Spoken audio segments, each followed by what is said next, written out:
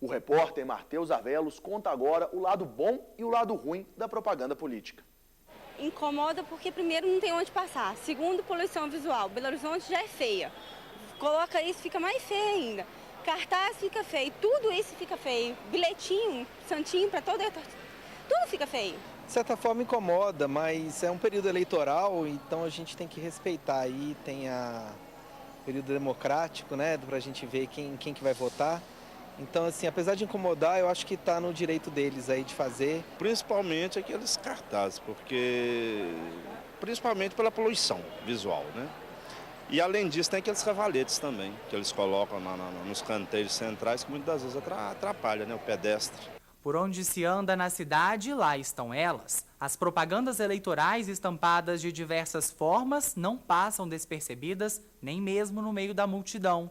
As campanhas publicitárias eleitorais são regulamentadas no país desde 1997 e consideradas formas de divulgação das propostas dos candidatos. A propaganda ela é permitida e ela é não só um direito que os candidatos têm de veicular as suas propostas e de se fazerem conhecidos, mas principalmente um direito que o eleitor tem de conhecer as suas propostas. E é visando equilibrar a disputa entre os candidatos que a legislação eleitoral coloca alguns limites. Desde o dia 1º de julho, mais de 700 denúncias de propagandas irregulares foram recebidas pelo Tribunal Regional Eleitoral em Minas e encaminhadas aos cartórios eleitorais, responsáveis pela fiscalização em cada área de atuação no Estado.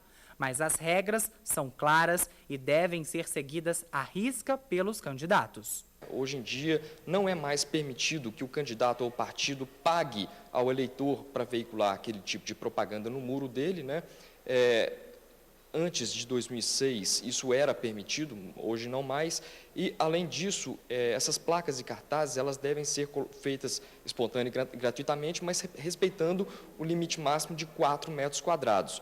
Em relação aos cavaletes, eles são permitidos desde que colocados ao longo das vias públicas, sem atrapalhar o tráfego de pessoas e de veículos, e eles devem ser colocados e retirados diariamente entre 6 horas da manhã e 10 horas da noite. Para a professora do Departamento de Ciência Política da UFMG, as propagandas são um meio importante de orientação para os eleitores. De fato, na literatura internacional e nas pesquisas feitas no Brasil, já se demonstrou através de inúmeros métodos que a comunicação política realizada durante o período eleitoral, ela tem, sim, efeitos sobre a decisão de voto dos eleitores. Apesar da poluição visual, Elcimara acredita que as campanhas não devem ser ignoradas pela sociedade. Eu acredito que os partidos não deveriam abandonar a campanha de rua, porque ela é uma maneira a mais do eleitor fixar o número do candidato, a legenda do candidato e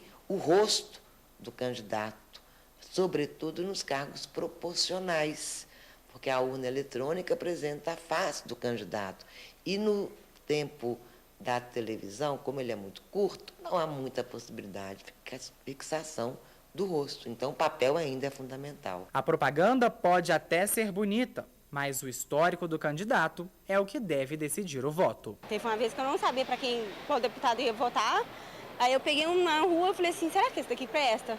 Aí eu fui lá e olhei, pesquisei a vida dele e tudo, e aí eu fiquei sabendo que não presta muito, né? Que é sempre assim que a gente vê, né? Quem vê cara não vê coração. Isso mesmo, tem que pesquisar o passado do candidato.